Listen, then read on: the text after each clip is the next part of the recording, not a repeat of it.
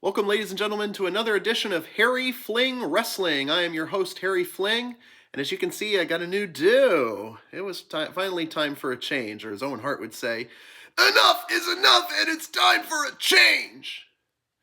Yeah, the long hair just wasn't quite growing like it used to, so I needed to take it off and start anew. So we'll see where this goes, but that's neither here nor there. We're going to continue our trend of rewriting WrestleManias so long as we're in WrestleMania season. And today we're going to rewrite WrestleMania 10. WrestleMania 10 was one of the earliest great WrestleManias that I can remember. It was about a year before I started watching, but I went back and rewatched it growing up. And there's two great matches that I will definitely keep on this card, which we'll get into. Both five-star classics, if you ask me. There's a couple other things I thought could have been altered just a little bit and switched around as far as competitors in certain matches go. So this video also piggybacks rewriting the 1994 Royal Rumble because it follows the same storyline. As you recall, I would have selected Bret Hart to be the sole winner of the Royal Rumble, with Lex Luger being the runner-up. Excuse me. And he would go on to face whomever the World Wrestling Federation champion is at WrestleMania 10. In this case, it's Yokozuna. So, we're going to go down the line as we always do with each and every match, and here I'd have actually 10 matches because it's WrestleMania 10. And no, we're not cutting any matches for time, so no free-for-all, no Sunday Night Slam, no dark match, pre-show, whatever the hell you want to call it, kickoff. So many different names depending on which era you're speaking of. Sunday Night Heat. We kick things off with one of the greatest WrestleMania openers of all time, and I would keep this one exactly the same. Brother versus brother, blood versus blood. Bret the Hitman Hart versus his younger brother, the Rocket Owen Hart. One thing I forgot about WrestleMania 10 is that there were actually two ring announcers for this event before we get into the match. Howard Finkel called the majority of the show, but he wasn't the only one calling the show. There was a guy named Bill Dunn. I referenced him about several months ago, almost about a year ago, in a video I did talking about ring announcers. This is No, that's more Gary Michael Capetta. Every time I try to imitate Bill Dunn, it always sounds like Gary Michael Capetta from WCW. The following contest is scheduled for one fall, with a 20-minute time limit. This is Bill Dunn. At that point in time, they were first trying to phase out Howard Finkel, kind of like how they phased out Mean Gene in the backstage announcing position. And I think they were trying to do the same with ring announcing, but these ring announcers just never quite clicked, or they weren't that great, or they never improved or honed their craft, so I think that's why they didn't last as long. Bill Dunn actually was pretty good. It was Manny Garcia who bombed badly a year later, but Bill Dunn. He actually called the Bret and Owen match, he called the ladder match, and then the main event, and Howard Finkel did the rest of the middle of the show, I think. Something like that. So, brother versus brother, Bret versus Owen. This all started at the 1993 Survivor Series. The Harts defeated Shawn Michaels and his Knights. Shawn was a replacement for Jerry Lawler, another story for another time. Owen was the only member of the Hart family eliminated. The survivors that night were Bret, Keith, and Bruce Hart. Owen was eliminated due to a technicality. It was a miscommunication.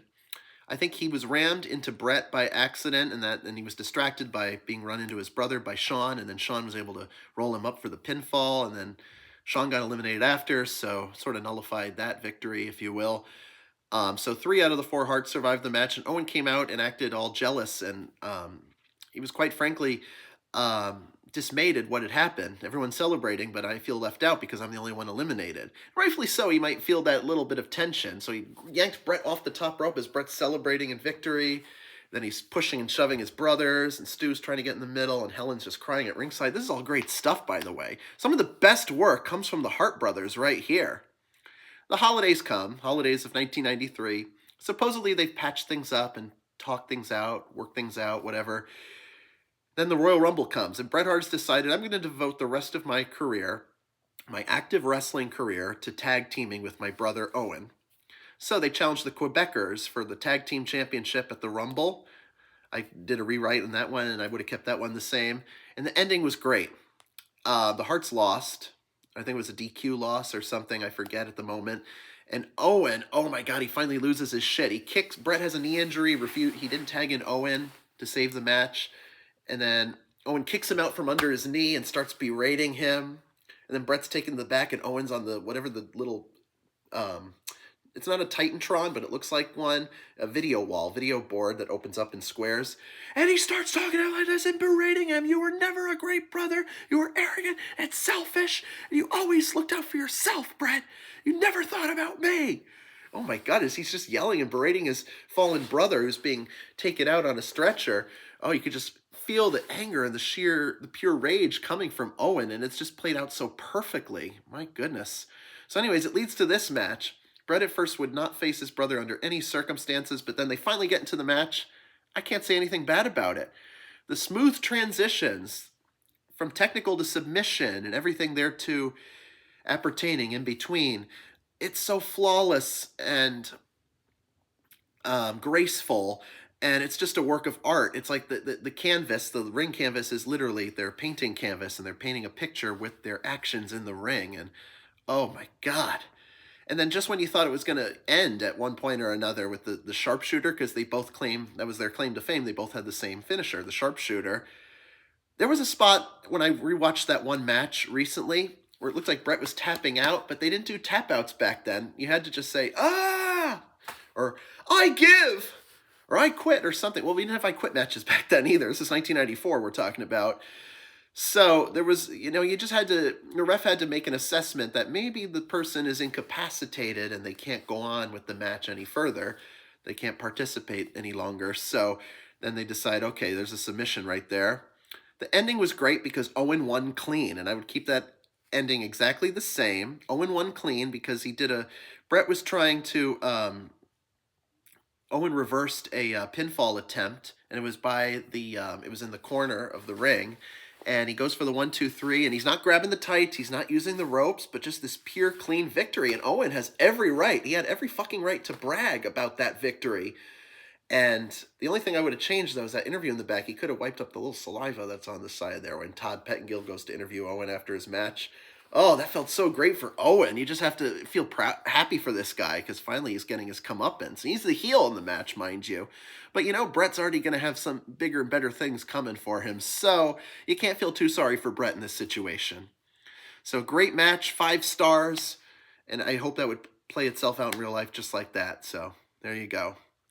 Next match is something completely different. Doesn't deserve a lot of time. I would give it no more than 3-4 minutes tops, not even 5. Doink the Clown versus Bam Bam Bigelow. One of the silliest, crappiest feuds I've ever seen. And this is all child's play here, really. Doink just kept playing pranks on him and Luna. And eventually Doink adopted a midget clown in the form of Dink. That was like a Christmas present on Superstars one episode. And I would keep, in real time, it was Doink and Dink versus Bam Bam and Luna. But I'd keep Dink and Luna out of this. They'd just be in their respective corners. But I'd have Bigelow go over because he's the guy you'll want to push more than Doink. Doink is just a novelty act, as great as Matt Bourne did with the heel gimmick and Ray Apollo did great with the babyface Doink. It's a novelty act that's not going to move up the card. In fact, people wouldn't take that gimmick seriously as a Hall of Fame induction. So Doink, I don't think will ever make it to the Hall of Fame. But that's another story for another day. But Bam Bam Bigelow definitely had a lot of great things going for him. He got a main event run with a celebrity at WrestleMania, but he could have been Intercontinental Champion at the very least, if not World Wrestling Federation Champion. Bam Bam was unusually quick and agile for a 400-pounder. And, he just used his quickness and agility and try to, outperform the Clown here. And, that's that. And then Luna would, attack Dink, and I think that's probably where Doink's downfall would come into play. So Bam Bam would pick up the Duke. Our next match, this is one that actually did not take place on the card, but I'm going to add it. The WWF and this other organization called Smoky Mountain Wrestling had a working agreement in late 1993 and early 1994. I think that was developmental before HWA or USWA or before even OVW, mind you.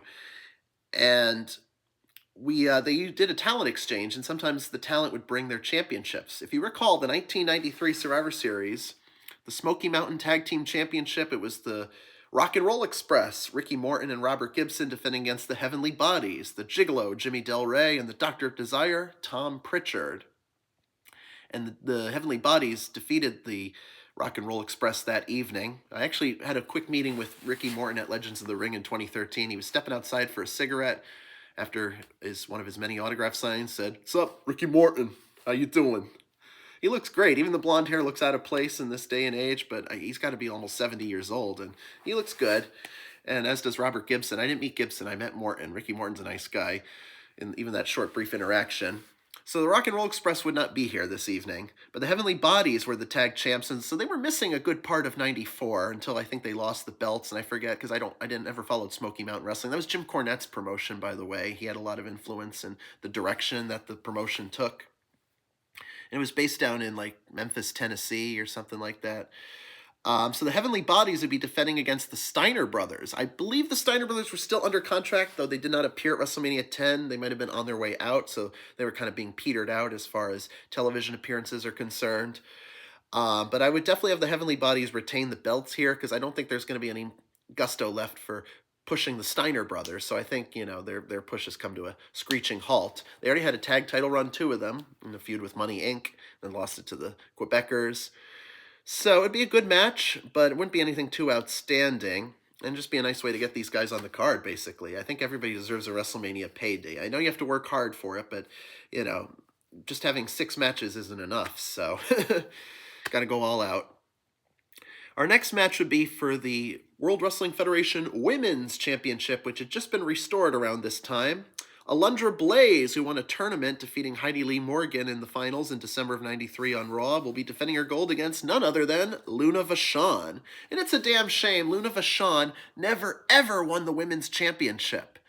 I know she was very irascible and not easy to work with backstage, but even the worst offenders were given their just due, as far as if they work hard enough and they play a character that's convincing on screen and they have enough fan support, I think they deserve a championship run of any capacity, whether it's the world title, a mid-card title, what have you. I don't care. But the point is, Luna deserved better. "Oh, I'm Luna Vachon. Alundra Blaze, you're going to get what's coming to you tonight, sweetheart.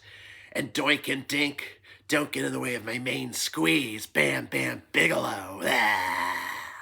What a character Gertrude Vachon was. I mean, the veins being drawn out of her skull and the hair all the way pushed back and scrunchy. And she'd stick out her tongue in that raspy voice. Luna was quite the character. Very sad story if you watch Dark Side of the Ring. But I would have Alundra win in this one, because Alundra's the new champ. They need to rebuild the women's division, which they failed to do in the mid-90s. They say it didn't catch on. Well, I don't think there was enough competition. Alundra Blaze basically carried that whole entire division. And during that time, she faced the likes of Heidi Lee Morgan, Leilani Kai. In real time, she beat Leilani Kai at WrestleMania 10. She was supposed to face this lady named Debbie Combs. I have no idea who Debbie Combs is or was. She also faced off against the likes of Luna on like Superstars or whatever. Then came Bull Nakano. And then came Bertha Faye. Finally, she was set to feud with Aja Kong, and that's when she dumped the women's title in the trash can on Nitro, so that the Aja Kong feud never came to fruition. But Alundra was creatively frustrated because you can only have the same matches with the same people so many times. Creatively, it's a slump because, I can only have an Alundra and Bull Nakano match X amount of times before it gets stale and boring. Same with Luna here. So Alundra would use a lot of suplexes, a lot of speed, and Luna would just use a lot of vitality and, a lot of cheap shots, as she was known to do. A lot of hair pulling probably from her, because Luna's the heel in this match, so she has to pull off some dirty tactics. But Blaze would prevail triumphant here.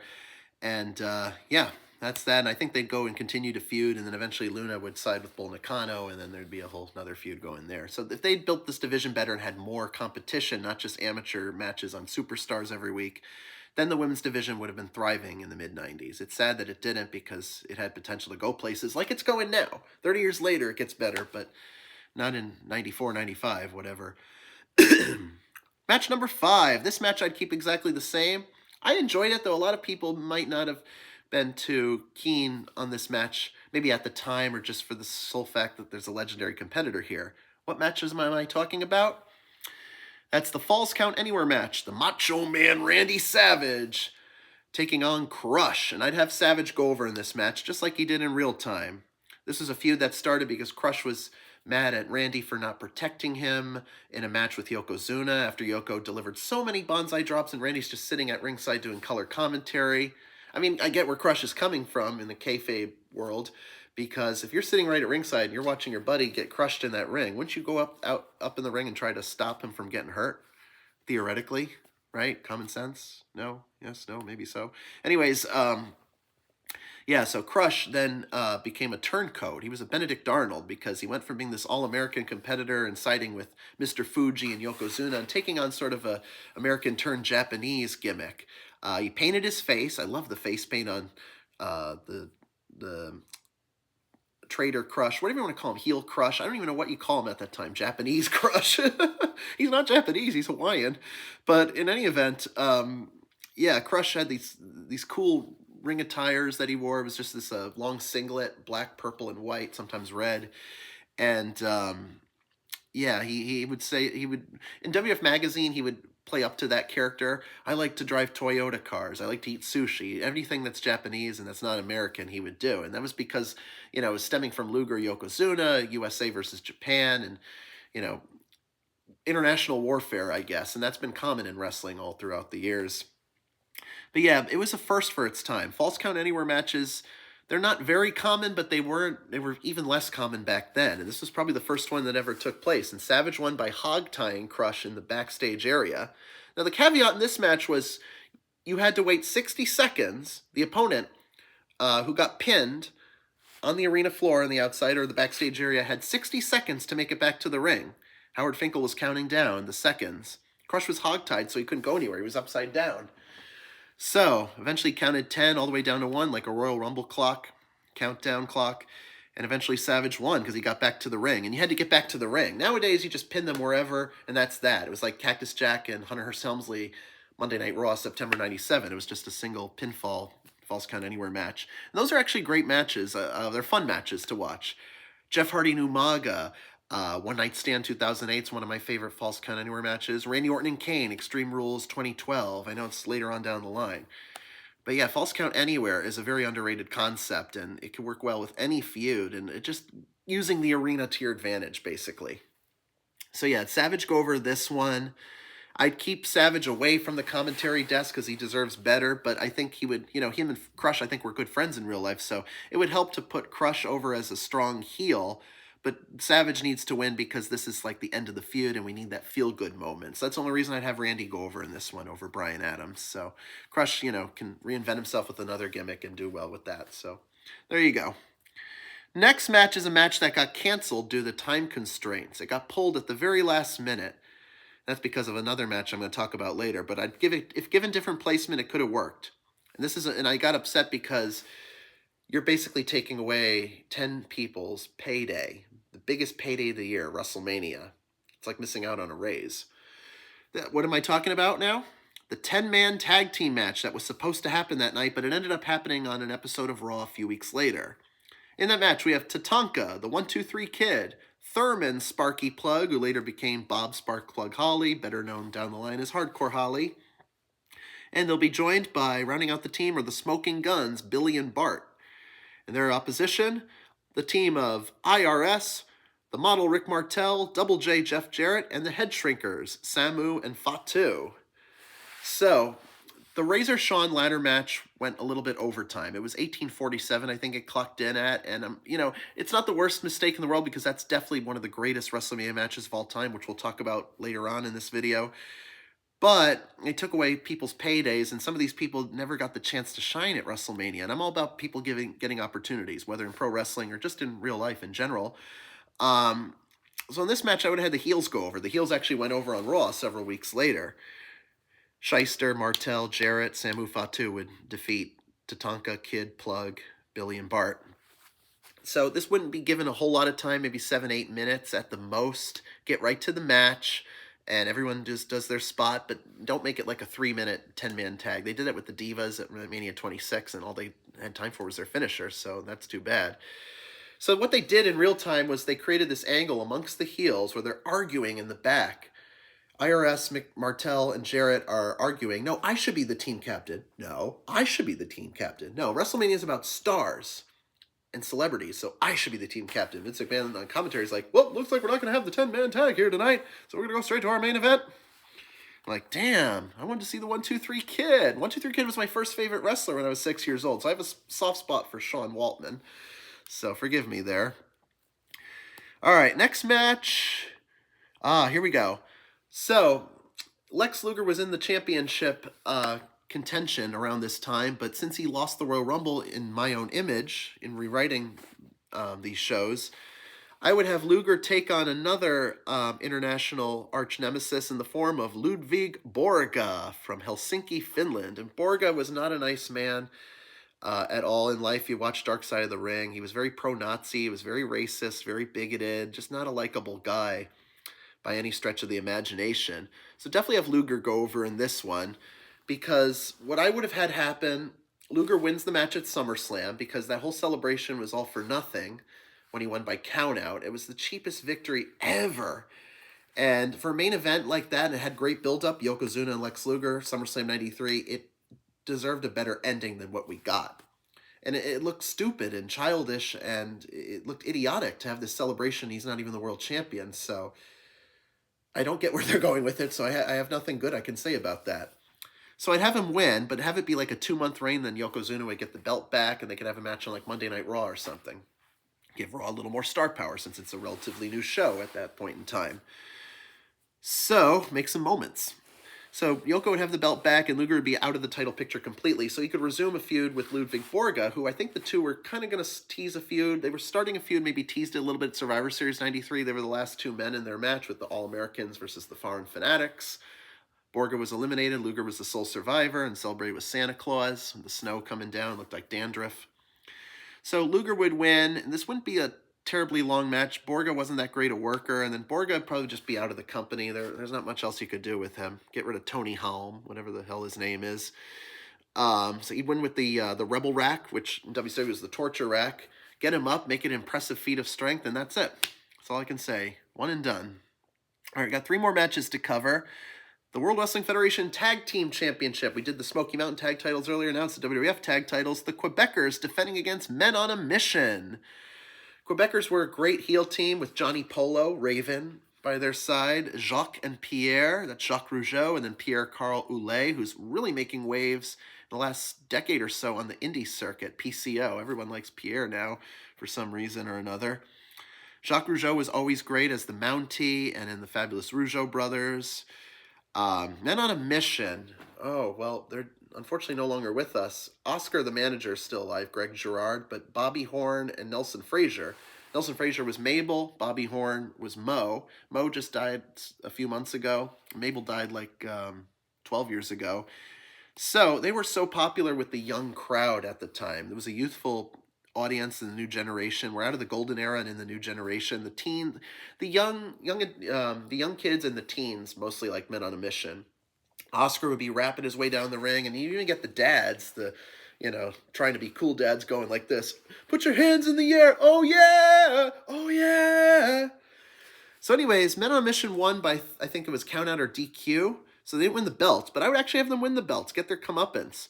What actually happened in real time was they went on a tour of England. So one night, Men on a Mission win the tag belts by accident because Mabel's so big. And I think like Jacques or Pierre was supposed to kick out of the big splash, but they couldn't because he was so ginormous they couldn't even reach their shoulder up to kick out. So accidentally, Men on a Mission won the tag belts. Then they dropped the tag straps just 2 days later in another city in England. Back to the Quebecers, so it's like the title change never happened, the reign never happened, but here we'd make it happen. It could be a phantom run, like 2 weeks maybe, and then give it back to the Quebecers. I don't see them having any upward mobility. They're, like I said, they're a novelty act, kind of like we were talking about Doink the Clown earlier. And Men on a Mission's a gimmick you can't take too seriously. It's more for like engaging the crowd and the charisma there, but not so much, serious title contention. That's why they should never push Mabel in the King of the Ring tournament, but that's neither here or there. That's neither here nor there right now, so we're going to skip talking about that. All right, this next match is also the other great match that night. So we have 2 matches tied for 5-star ratings, match of the night. I'm talking about the ladder match for the Intercontinental Championship. Razor Ramon defending against the Heartbreak Kid, Shawn Michaels. Shawn was suspended. I think there was a drug-related thing in the fall of '93. But the storyline was that he refused to defend his belt and had been past the 30-day mark, so Jack Tunney, the president at the time, stripped him of the belt. Shawn came back with the physical title belt, claiming he's the real Intercontinental Champion, not Razor Ramon. So it was a feud over who's the real champion. So Razor gets, Diesel accompanies Shawn to the ring, but then he's later ejected to the back because he's already interfering. And they want interference in a ladder match, but technically it's no DQ, so kind of doesn't make sense now, but a different logic back then. So the spots were fun, especially Shawn jumping off that ladder. There's this iconic image of him splashing onto Razor on the ground. It's on so many trading cards, video games, everything, you name it, merchandise. The pure athleticism, the great usage of only 2 ladders, I think. They only used to use 1 or 2 ladders, but nowadays they use like 9 or 10, and that kind of defeats the purpose. It's a little too crazy now, but ladder matches, they took their time and used what they had and made the best match out of it. And that's why I appreciate this match so much. Shawn's ankle got tied up in the ropes, and that gave Razor the advantage to climb up and secure both belts for the win. And Bill Dunn, I remember he was the ring announcer for this particular match, announced, here is your winner and new undisputed Intercontinental Champion, the bad guy, Razor Ramon. He didn't roll the R's like Howard Finkel did. Razor Ramon. It wasn't quite that fancy, but that's okay. I'll give him a pass. But a great match nevertheless, and they went, 1847. That's what took up the 10-man tag, but that's okay. I'm not terribly upset about that because this match lives for the ages, and it still stands the test of time. So please do yourself a favor. Go and watch this if you haven't already, or if you have seen it, go back and watch it. It's well worth the watch. Trust me.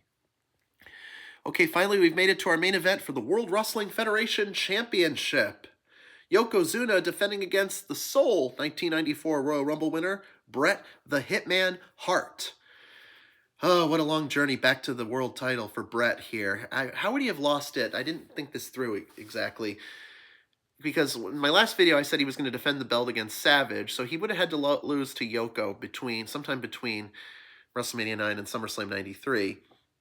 Mind you, there's no Hulk Hogan in the picture as long as I'm in charge of writing these shows and booking them. So, Bret, it would just be a climb back. So he's already fatigued because he opened WrestleMania with the match against Owen, so he needs some redemption because he already lost. So, it would just, this match doesn't need to go more than probably 10, 12 minutes. Yoko at this time was starting to get really gassed in the ring because he was getting heavier and heavier, so that was taking a toll on his physical body. So, Bret, I don't think is going to win the sharpshooter. It would just have to be an ending where Yoko would miss the bonsai drop and Bret would go for the pin. It'd be a clean pin, but a pin nevertheless. And the celebration occurs. All the baby faces come out. I think like the 1-2-3 Kid, Thurman Plug, Lex Luger, Razor Ramon, Macho Man all came out to celebrate.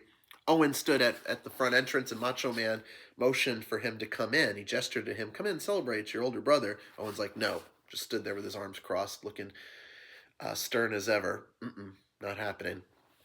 So, Bret wins, and, 1994 is the year of the Hitman, I strongly believe, and he'd go on to feud with his brother for the WWF Championship, continue to retain it, and that's that. So this would be my vision of what WrestleMania 10 should have been. A great show, what we had, but it could have been better just a little bit, but don't take away from the fact we had 2 5-star matches, Bret and Owen, Razor Shawn. Please go back and watch both of those matches. They're great. And that's about all I've got for now. And this has been another great edition of Harry Fling Wrestling. I am your host, Harry Fling. And until next time, everybody, bye-bye.